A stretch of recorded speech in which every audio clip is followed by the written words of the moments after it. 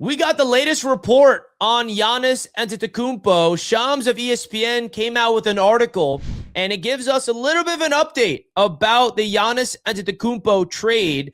We're going to break it down right here in this video. Make sure you guys hit that thumbs up button on your way into the video. And don't forget to comment down below your thoughts. Where's your head at with this Giannis situation? This is going to be dragged out for weeks, man. Whether Giannis gets traded to the Knicks or another team or he stays with the Bucks, we're probably not going to know that for sure for a few more weeks, if not a month or two. So buckle your seatbelts. The Giannis Antetokounmpo situation continues. So let's get straight into it. We're going to be talking about a report from Shams of ESPN.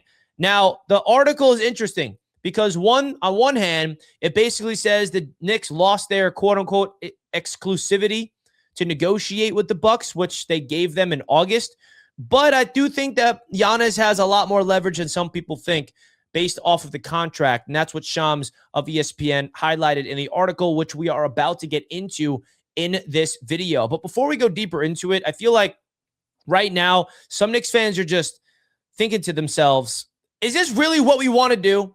Like, do we want to blow up something that's special right now? And that's just such a unique thing right now with this Knicks squad. It's like, you love what this team is doing right now. But at the same time, do you want to go after a guy in Giannis who just turned 31 years old that's potentially ready to help this Knicks team go to the promised land and win a chip? Do you feel like this Knicks team is capable of winning an NBA title without Giannis? The way that this Knicks team is constructed right here, right now, are the Knicks built to go win an NBA title? Let me know in the comments. Without Giannis, without making a trade, do you have confidence? Now, on the flip side, if the Knicks traded away Cat and some other players, would you feel like the Knicks are more inclined to potentially winning the NBA title with Giannis? I feel like it's interesting to hear Knicks fans' thoughts about this. So let me know your thoughts in the comments. Now let's get into the report and the article of ESPN. I'll leave this link in the description if you guys want to check it out. So this is the part of the article I want to start off with. As you can see on your screen, it says Antetokounmpo's contract status. He's guaranteed through 26 and 27 and has a player option for the 2027-28 season, which gives him significant sway in his future destination. So let's start off with that first sentence.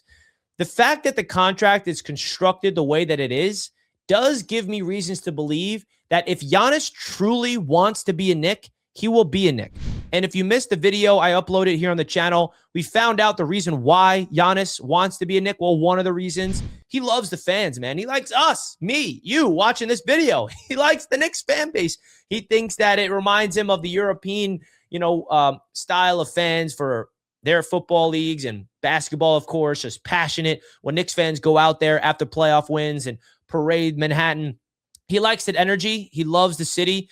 And I think that the fans would welcome Giannis. I mean, 100%. So it was cool to hear that.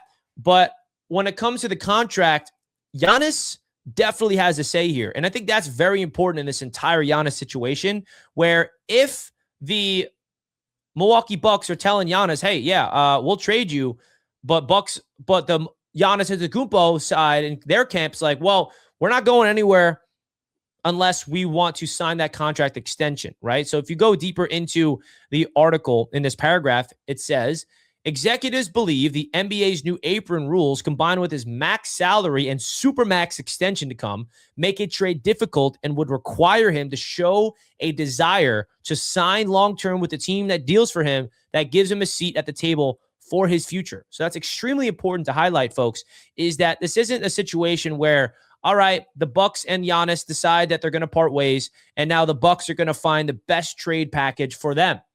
That's not the situation here. This is going to be one of those things where Giannis gives the Bucks a list of teams, and these are the teams that would sign that supermax contract with. Whatever team that is, make it happen. But the big question is, are the Knicks at the top of that, and are the Knicks going to be the only team? Are the Knicks going to be the only team on that list? Because there's going to be other teams. There's going to be other teams that are going to be interested in trading for Giannis. I think that's pretty obvious. The Knicks are not going to be the only team. But the big question is, are there other teams that Giannis is going to want to go to besides the New York Knicks? Now, another part of the article does mention that the Knicks are no longer going to have their exclusive rights to trade for him and be the only team. So let's get into that part of the article because that's definitely interesting, right? Here it is. However, Antetokounmpo's concerns with the roster and his desire to explore external options, he wanted to play for the New York Knicks if he were to be moved. Led the talks between the Bucks and the Knicks for multiple weeks in August. New York submitted offers, according to sources, but no traction was made, and both Milwaukee and Antetokounmpo moved forward. Trying to build a contender around Giannis has left the Bucks with just one first-round pick eligible to be traded, either in 31 or 32. The next drafts they can control, and 0 second-round picks eligible to be dealt. So it goes deeper into it. And, the interesting thing about it is right here. If the Bucks are open to discussing a Giannis trade with teams, the Knicks will no longer have the exclusive negotiating window as his preferred destination, sources told ESPN. So that's an important nugget here that we need to highlight, is that the Knicks will no longer have the exclusive negotiating window. Now, what does that even mean, right? Basically, the Bucks gave the Knicks an exclusive window, and they were not talking to any other team. It was just the Knicks and nobody else. And then the Knicks, apparently, according to this article that we just read above, they submitted offers. What those offers were, we have no idea. Nobody has reported what those offers were. But obviously, the offers the Knicks sent to the Bucks was not enough, and the Bucks said no. And they moved on into where we are today. Milwaukee moved on, and Giannis moved on. And now here we are with Giannis injured and potentially wanting to be traded. Now, the big question is always going to come down to, how bad does Giannis want to be a Knick? Is it's Knicks or nowhere? Or is it Knicks are my preferred destination, but I also settle for the Spurs or whatever team you can really say? Doesn't matter which team, of course. That's the big driving force of this trade. It really is, comes down to Giannis. And just like we said, the contract that he has that right. He has the ability to control his own destiny. So I think when you combine everything that we're talking about right here, I really do believe that that's going to be the case. But the big problem, I think, is the Knicks don't really have the assets. You saw in the article, the Bucks do not have a lot of draft picks to move. They don't have a lot of draft picks of their own.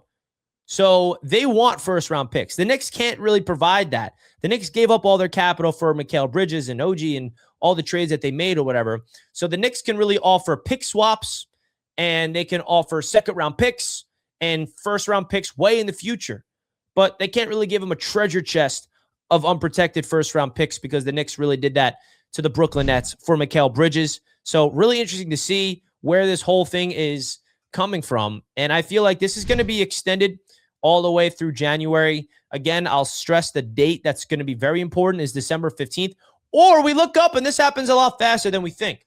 The one thing I do give Leon Rose a lot of credit for is that he does move in silence. Like, there are some news that comes out, and of course there's sources that we hear from reporters, and they like to get some interesting nuggets.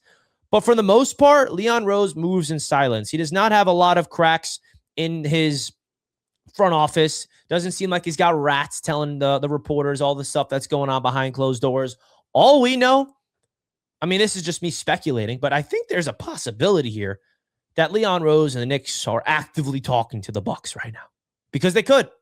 They're legally allowed to say, all right, he really wants to be a Knick. Let's really iron out these parameters. And then maybe December 15th, that's the date when all these players are eligible to be traded. I don't know. That's just me. But then again, Leon Rose has such a difficult decision to be made. Do you want to blow up this team? Do you want to give up Deuce? Do you want to give up Cat and the boys, one of Bridges or OG, for Giannis? I just want to remind you guys, Giannis is a legit superstar. 100% a superstar. I do believe that. And I think that's a fact. But does he come with injury concern? He's had some lower leg injuries last few years. The last thing we want is to trade for Giannis, and he's out with injuries all the time. And now we're just left with Jalen Brunson, and that's it. So I think that's the big risk that you're weighing here, because you're sacrificing the depth and what the strength of this Knicks basketball team is right here, right now, today, is the depth. Having the luxury of having a starting five that includes Brunson, Bridges, Anunoby, Mitchell Robinson, Cat, Josh Hart's been playing really good ball now in the starting lineup. Deuce McBride off the bench, Clarkson, Yabusele, Hook Porty's been playing decent. Shamet when he's healthy. I mean, I can keep going. What makes this Knicks team different, what makes this Knicks team so unique is the depth. And I think that a guy like Giannis would absolutely change the overall dynamic of this basketball team. But at the end of the day, man, I'm trying to stay present. I'm trying to enjoy this team for as long as we can throughout this window, because I don't want to get lost in that hypothetical trade that potentially does not even happen. Because I said this multiple times in all of these Giannis videos, but I have to say it again. It would be a different story if the Knicks were bad right now and we're looking at Giannis as our potential savior. Giannis, come save us. We need you. We're a bad team. Please lift us from the doldrums of incompetence. No, we've been saved. His name is Jalen Brunson, who came to save us. And shout out to Julius Randle, who started the trend of turning this organization for the better. Got to give Randle his credit, because he was the man that came here when the Knicks missed out on KD and Kyrie, brought the Knicks to the 4th seed, and then that led to the Knicks missed the playoffs again, and then that led to Jalen Brunson, and then the Knicks decided to give up Randle. So there's a lot of stuff that the Knicks have done up until this point. But at the end of the day, man, I think that Leon Rose, I got confidence in him, bro. I really do. And he's earned that. He's earned that trust in me as a fan. He did not have that initially. He was making some moves early on in his tenure that I was questioning. But now seeing his vision come together, and the one thing I do know about Leon Rose, he's not afraid to pull the trigger, bro. He's addicted to trades. So much so where I think it's a detriment at some points. So that's how I'm looking at it. But you guys let me know in the comments section about the latest news here on Giannis Antetokounmpo. Do you think he will get traded to the Knicks, or is it all smoke and the Knicks are not going to get him?